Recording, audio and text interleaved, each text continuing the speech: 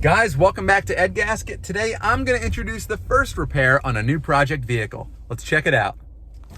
So let me guess, you drive a 5.9 Cummins. So do I. And you're here because you have an issue. Me too. And it's probably related to at least one, if not more than one, of the following.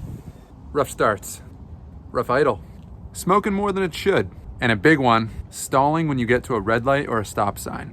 It's probably not related to one of the following. Patina, rot, failed upholstery, failing hood struts, corrosion, failing head gasket, or a leaking water pump. But I'll tell you what it is caused by. That right there. This right here is called your FCA, or your Fuel Controller Actuator. Now before I take the old one out, I'll show you what the new one looks like. Made by Bosch. Like I said, that's what the new one looks like. Now up close, you can tell that this is held in by 3 bolts. 1, 2, 3. For those of you that are unsure of where this part is, it's on the driver's side, just behind the coolant reservoir. Now let's dive down here and see what kind of tools we're gonna need.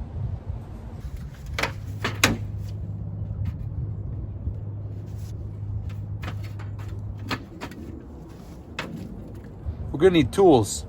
Let's try to see what kind of tools we need. My hands are completely numb. Looks like it torques.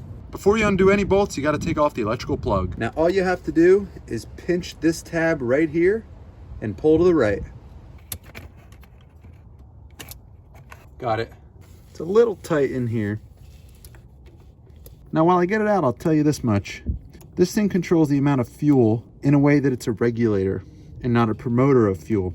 So when this thing's working, it's restricting the amount of fuel that's going to the motor. If it's not working, it could be pumping too much fuel through the system, hence why your engine isn't running as well as you'd like. And that's plenty of reason for a motor not to run well. That blue plastic tray underneath the truck's there because I dropped this wrench about 10 times.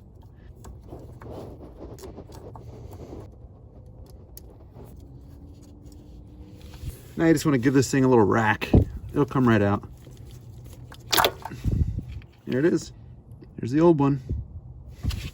Now let's feed our new one through. Careful not to hit anything on the way in. Oh yeah, and I greased up those O-rings before I assemble this. Now I recommend putting this top bolt in first as it's the easiest to get to, and that'll ensure you some fixation while you work on the other two.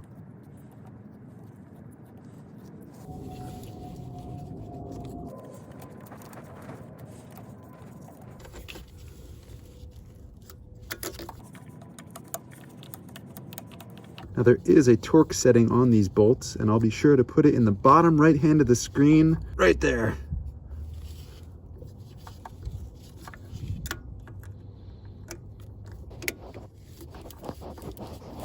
All right, I think you've seen enough of this. Torque the damn thing down. You guessed it, plug it back in. All done. See if she'll start. Now it's about 22 degrees and this truck hasn't started in over 2 weeks. Wait to start light's still on, it's off, and well, here we go. Wow, let's go see if there's any leak. So just a few thoughts regarding the FCA replacement in our 5.9 Cummins.